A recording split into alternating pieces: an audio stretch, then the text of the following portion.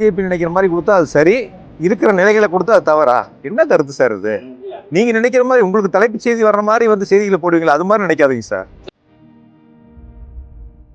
இது நாளைக்கு உங்க பத்திரிகையில் தலைப்பு செய்தியில் போடுங்க சார். நிச்சயமா நீங்க போடுறீங்களான்னு நான் பார்க்குறேன். உங்க பத்திரிகையில் தலைப்பு செய்தியில் போடுங்க. இன்னைக்கு போட்ட மாதிரி நாளைக்கு போடுங்க. போட்டீங்கன்னா உங்களுக்கு நடுநிலையை நான் ஏற்றுக்கிறேன். முடிஞ்சா போட்டு பாருங்க. மக்கள் தொகை மட்டும்தான் வந்து திமுக சொல்லுது. ஆனா மற்ற அந்த தரவுகள் குறிப்பிட்டிருக்கிறோம், அதை பத்தி எதுவுமே சொல்லல.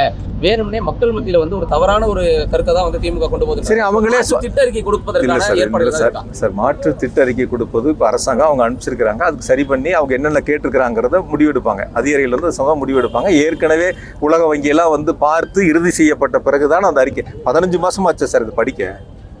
15 மாசம் ஆச்சா சார் கேட்டேன். திட்ட அறிக்கையை தமிழக அரசு தாக்கல் பண்ணுது. அந்த திட்ட அறிக்கைகளை தவறான புள்ளிவிவரங்களை கொடுத்தது தமிழக அரசு தானே. மத்திய அரசுடைய நீங்க தவறுன்னு எப்படி சார் சொல்றீங்க? இல்ல நீங்க நான் ஒரு விஷயம் சார், ஒரு விஷயம் தவறுன்னு எப்படி சொல்றீங்க? ஒரு நிமிஷம் சார். பிஜேபி நினைக்கிற மாதிரி கொடுத்தா அது சரி, இருக்கிற நிலைகளை கொடுத்தா அது தவறா? என்ன கருத்து சார் இது? நீங்க நினைக்கிற மாதிரி உங்களுக்கு தலைப்பு செய்தி வர்ற மாதிரி வந்து செய்திகளை போடுவீங்களா? அது மாதிரி நினைக்காதீங்க சார். தமிழா ஒரு விஷயம் சார், உலக வங்கி வந்து பாக்குறாங்க, கடன் கொடுக்குற வங்கி வந்து பாக்குது. அவங்ககிட்ட தவறா சொல்ல முடியுமா? அந்த விரிவான திட்ட அறிக்கை வச்சு தானே அவங்க வந்து ஆய்வு பண்றாங்க. ஆய்வறிக்கை அவங்க கையில இருக்குல்ல, என்ன இருக்கு அதான சொல்லியிருக்க ஆய்வறிக்கையில. அதுல எப்படி தவறான புள்ளி வரும் நீங்க சொல்றீங்க? எனக்கு புரியல அது சார். திருப்பி அனுப்புனா தவறானதுன்னு கேட்கறேன் நான். திருப்பி அனுப்புனா தவறானதான்னு சொல்றேன். இப்ப நீ கூட உச்சநீதிமன்ற தீர்ப்பு சொல்லியிருக்குல்ல, 2 அதிகார மையங்கள் ஒரு மாநிலத்தில் இருக்க முடியாது, மக்களால் தேர்ந்தெடுக்கப்பட்ட அரசாங்கம் தான் இருக்கணும். இதுக்கு ஒரு கருத்து சொல்லுங்களே பார்க்கலாம். இது நாளைக்கு உங்க பத்திரிகையில் தலைப்பு செய்தியில் போடுங்க சார். நிச்சயமா நீங்க போடுறீங்களான்னு நான் பார்க்குறேன். உங்க பத்திரிகையில் தலைப்பு செய்தியில் போடுங்க. இன்னைக்கு போட்ட மாதிரி நாளைக்கு போடுங்க. போட்டீங்கன்னா உங்களுக்கு நடுநிலையை நான் ஏற்றுக்கிறேன்.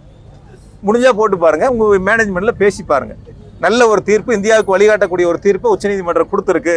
அது தமிழ்நாடு முதலமைச்சர் முன்னெடுத்து இந்தியாவிற்கே வழிகாட்டக்கூடிய ஒரு தீர்ப்பை பெற்று தந்திருக்கின்றார் அப்படின்னு உங்க இதில் போடுங்க. இன்னைக்கு போட்ட மாதிரி போடுங்க. நிச்சயமா உங்களோட நடுநிலை பத்திரிகை நான் எடுத்துக்கிறேன். இடங்களில் தொலைக்காட்சிகளும் பத்திரிகைகளும் இருக்கணும். மக்களுக்கான எண்ணங்களை அரசாங்கத்திற்கு சொல்லக்கூடிய இடங்கள்ல இருக்கும். ஆகையால இது செய்வது எது, என்ன நடந்துகிட்டு இருக்கு, இதை நான் முதல்ல ஒரு கேள்வி கேட்டேன், அதுக்கு அவர் பதிலே சொல்லலை. ஏதாவது ஒரு வளர்ச்சி திட்டம், சிறப்பு திட்டத்தை சொல்லுங்கன்னு சொன்னேன், அதுக்கெல்லாம் எதுவும் பதில் சொல்லலை. இவ்வளோ வருஷத்துல ஒண்ணுமே செய்யாத அரசாங்கம் இப்போ நிராகரிக்கப்பட்டதுல யாரோ பிஜேபி தொலைக்காட்சியில் விவாதத்தில் உட்காந்து பேசக்கூடிய கருத்துக்களை நீங்க ஒரு கேள்வியா முன்னெடுக்கிறீங்க. பரவாயில்ல, இருக்கட்டும். இருந்தாலும் கூட அரசாங்கம், தமிழ்நாடு அரசாங்கம், முதலமைச்சர்கள் நிச்சயமாக கோவையில் மெட்ரோ ரயில் திட்டத்தை செயல்படுத்துவார்கள். அந்த நம்பிக்கை எங்களுக்கு இருக்கிறது, கோவை மக்களுக்கும் இருக்கிறது. நன்றி. போதும், ரொம்ப நேரம் ஆயிடுச்சு.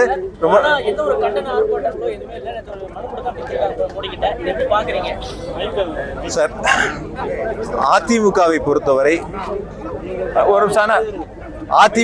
பொறுத்தவரை அவர்கள் ஆட்சியில் அடிக்கப்பட்ட கொள்ளைகளை, அவர்கள் சேர்த்து வைத்த சொத்துக்களை பாதுகாத்துக் கொள்ளணும். ஒரே ஒரு ரைடு தான் அவங்க உறவினர் வீட்டில் போச்சு. அந்த ரைடுக்கு அப்புறம் வழியெல்லாம் டெல்லி போனார், பார்த்தாரு, சமரசம் ஏற்பட்டது, கூட்டணி வைத்து கொண்டார்கள். அதிமுகவை பொறுத்த வரைக்கும், அதிமுக பொதுச் செயலாளரை பொறுத்த வரைக்கும், எடப்பாடி பழனிசாமியை பொறுத்த வரைக்கும் நாட்டு மக்களுடைய நலனில் அக்கறை இல்லை, நாட்டு மக்களுக்கான திட்டங்களை கேட்டு பெறுவதில் அக்கறை இல்லை. அந்த சூழல்ல தான் அதிமுக இன்னைக்கு இருக்கு. அதிமுக மக்களிடத்தில் ஒரு செல்லா காசாக மாறிவிட்டது. நீங்க வேணா மக்கள்கிட்ட போய் கருத்து கேளுங்க, அதிமுக இன்னைக்கு என்ன நிலையில் இருக்குன்னு சொல்லிட்டு. ஆகையால இதை நம்ம கவனத்துல எடுத்துக்கணும். தமிழ்நாட்டு மக்களுடைய திட்டங்களை பெறுவதில் அரசு சிறப்பு கவனம் செலுத்துகிறது. முதலமைச்சர் இதில் சிறப்பு கவனம் செலுத்துகின்றார். இன்னைக்கு நாம் கண்டன ஆர்ப்பாட்டங்களை நடத்தினாலும் கூட முதலமைச்சர் எடுத்த முன்னெடுப்பு, உச்சநீதிமன்றம் வழங்கிய தீர்ப்பு என்பது ஒரு வரலாற்று சிறப்புமிக்க தீர்ப்பாக, நாங்கள் மனம் மகிழ்ந்து கொண்டாடக்கூடிய ஒரு தீர்ப்பாக, இந்திய மக்களே கொண்டாடக்கூடிய ஒரு தீர்ப்பாக முதலமைச்சர்கள் பெற்று தந்திருக்கின்றார்கள். எனவே தமிழ்நாட்டு மக்கள் சார்பாக, கோவை மக்கள் சார்பாக முதலமைச்சர்களுக்கு நன்றி. டயா பூஸ்டர், சுகருடைய ரிமோட் கண்ட்ரோல் இனி உங்க கையில. அனைத்து மருந்து கடைகளிலும் கிடைக்கும். செய்திகளை உடனுக்குடன் தெரிந்து கொள்ள கீழ்கண்ட கேபிள் மற்றும் டிடிஎச் நெட்வொர்க்குகளில் எம்நாடு செய்தி தொலைக்காட்சியை காணுங்கள்.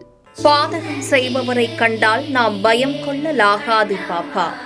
மோதி மிதித்து விடு பாப்பா, அவர் முகத்தில் உமிழ்ந்து விடு பாப்பா.